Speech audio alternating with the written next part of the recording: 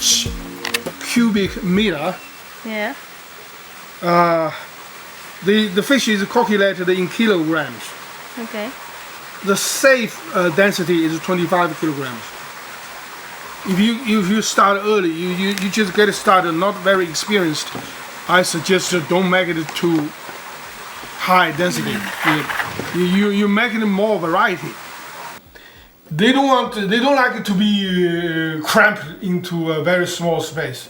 If you do that, they will develop a disease. Okay. This is a natural balance. The population cannot be too high. If you're too high, they eat each other, they harm each other, the disease develop, they will die and return to equilibrium.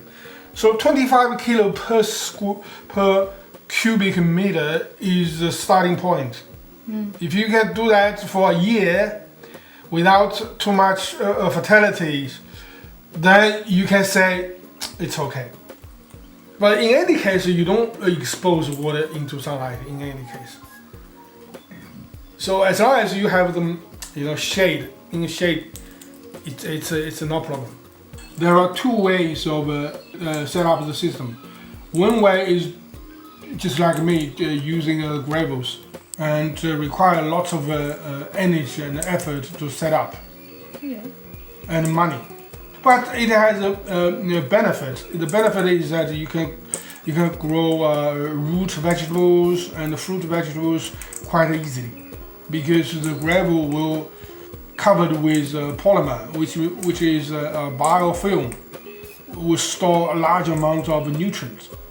Now this is it's an advantage, but the disadvantage is that it costs too much to set up, and once you set up, you just don't change it. As it's better to have another 5 cubic meter of filtering material comes with 1 cubic meter of water. It is a safe ratio.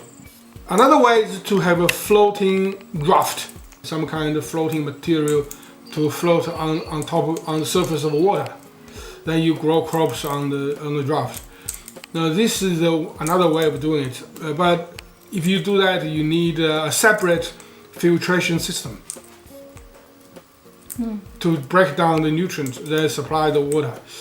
The supply of oxygen is become a problem. The water, if the water is fully covered, so the water surface does not come into direct contact with the air, so the water is constantly will suffer a shortage of oxygen. In that case, the crop won't grow well. So you need to increase the speed of circulation to supply sufficient oxygen. Now that will cost you more energy to move the water. This way is easy to set up and cheaper, but it has its shortcomings. Okay, so the variety of crop you can grow is rather limited. So how cold is in your area in winter? Cold. Freezing? Sometimes. Oh, okay. In this case, you need a hot water system to let the fish, survive the winter. Otherwise, if the water temperature drops below, let's say 12 degrees, 12 degrees is a critical point. Below 12 degrees, the bacteria become dormant. So it does not work very much. So even you don't feed the fish, still it will accumulate toxic in the water. Because the bacteria stop working, so the fish gradually will develop a disease and die. So you have to keep the water above 18 degrees all year round, 18 degrees.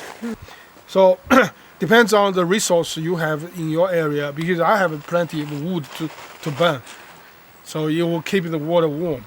So keep it warm through the winter. That will be very beneficial not only to the fish but also to the vegetables. So you grow lots of crops in winter. But the water goes the same water? The same. The whole system is the same water. The pump is in the water tank here. Now this water tank is only for the pump. You only put pump in one tank. Do not mix the pump with fish. Ideally, okay, because when your fish is small, they will suck by the pump. The two pumps will join together, supply all the water. Okay, I have another pump to supply this structure. So the water will come down here. Then they will gradually fill up the grow beds to a level here. By the time the water level reaches here, the softening will start. The softening will start. We drain the water all the way to the bottom. So this setup is ideal for the gravels. So it becomes like flat and drain all the time. So the entire bed breathes with oxygen. So that's why the crop can grow so well. This is the top range of the solution to test water. Very stable and reliable. I tried some other products not as reliable. Okay. Easy to do, very easy to do. But however, you keep in mind this is only for fish. For plants, you need to learn how to observe their growing status, and they will give you indication about the level of nutrition required. It's easy to find. The online resource plenty, very easy to learn. It just you take time for you to get used to it. You can watch the leaves and the fruit, and you realize, oh, something is not completely right, so you need to add something more. I realized that the key issue is the quality of fish food. If the fish food is somehow in low quality, then you have nutrient deficiency everywhere, because nothing comes from nothing.